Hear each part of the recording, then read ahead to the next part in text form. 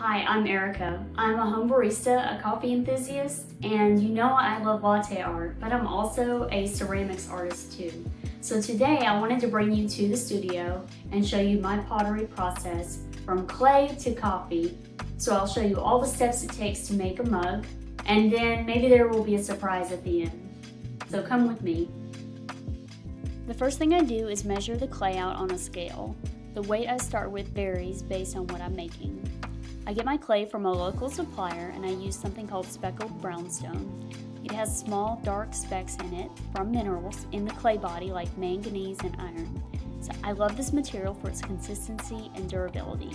I also wedge the clay to make sure the consistency is the same throughout.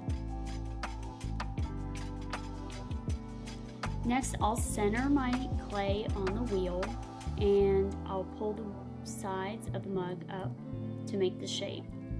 Each base takes about 10 to 15 minutes to make, and I use rulers to make sure each mug is the correct height and diameter.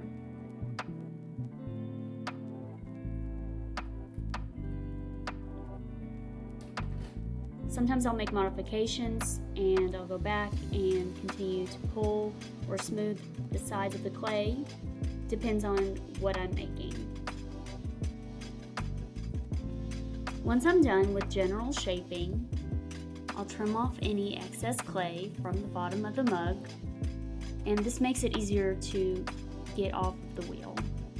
I'll take my wire tool and wire it off.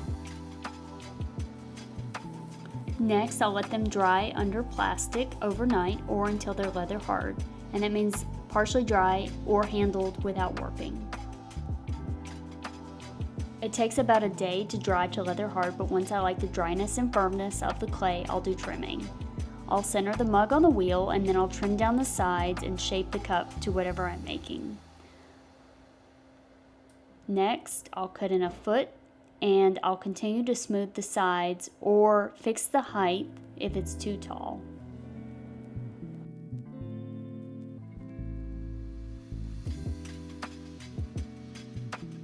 This is a very important step because it's the best time to add the handle. So I'll take my mold and figure out the right length for the handle and I'll cut it to fit. It's really important that the clay is leather hard because if it's too wet you'll risk warping, or too dry and you risk cracking. So I'll score the clay to make sure that it adheres to the clay body well, and I'll add some slip which will act like glue to the clay. I also like to make sure that the handle is straight when I put it on, so I'll measure halfway across the mug and make sure it's perpendicular to the logo. I'll also score the clay body itself, and having both of these areas scored helps the handle adhere the best.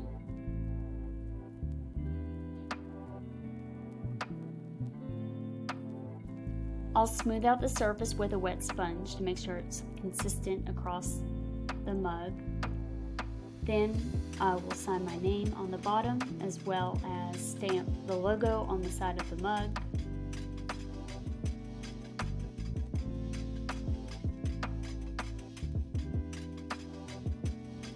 Now I'll let the mugs sit out and air dry slowly so they don't get any cracks. I'll let the mugs air dry for about 2 to 3 days. The consistency I'm going for is something that looks like this. It's a lighter shade of brown and doesn't feel damp when I pick it up. This is called greenware and it's really fragile, so I'm going to load them up in a basket to help me carry them down to the kiln. I'll load them for the first firing, and this is called bisquing. I use a kiln, which is just a fancy oven that fully dries my clay. In this stage, the cups can touch, so I'll usually nest them in each other to save space. So over about 10 hours, it will heat up slowly to 2000 degrees or so, and any leftover water and organic materials in the clay will get burned out. The clay body transforms into something fragile and dusty into a hard, porous ceramic. So after the firing, it will take about 5 hours to cool.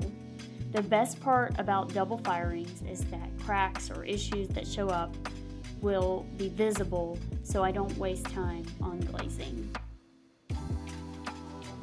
Once it's cooled, I'll unload the bisque fired pieces and take them to a well-ventilated space to do a little bit of sanding. I like to smooth out any rough spots before I do glazing, and I usually spend about 5 minutes on each mug.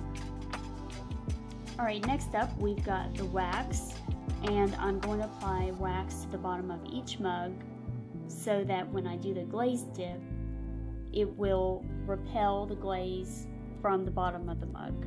If I glaze the bottom of the mug, it will get fused to the kiln shelf, which is not good.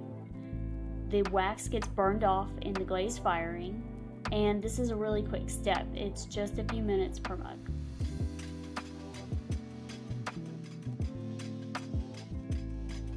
Next I have glaze, so I'm going to stir the glaze so that everything is suspended in the water. I'll dip my tongs so that I don't get any glaze spots on the mugs when I dip them. And I'll position the tongs on the mug.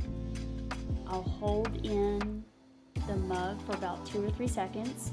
I'll pull it up and turn it upside down so that I do not get any drips on the outside of the mug. You'll notice that the result looks like a dry or powdered piece with a dull finish.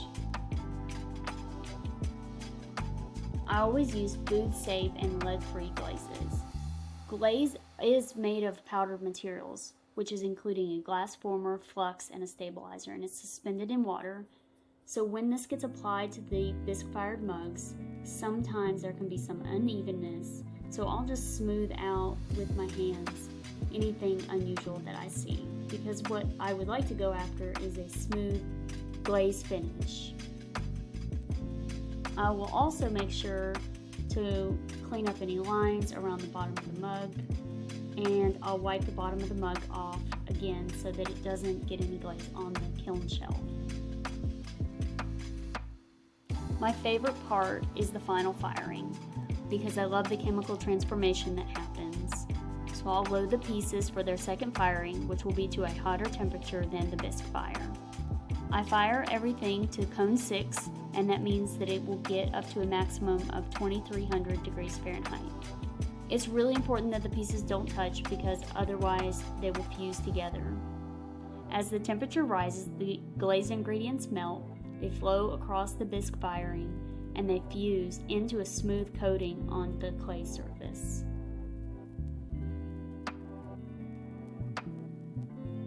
Glaze firing takes about 8 to 9 hours and 5 hours of cooling, and what was once chalky and soft becomes a durable, glossy layer of glass bonded to the mug. Wait, I think there's one more step.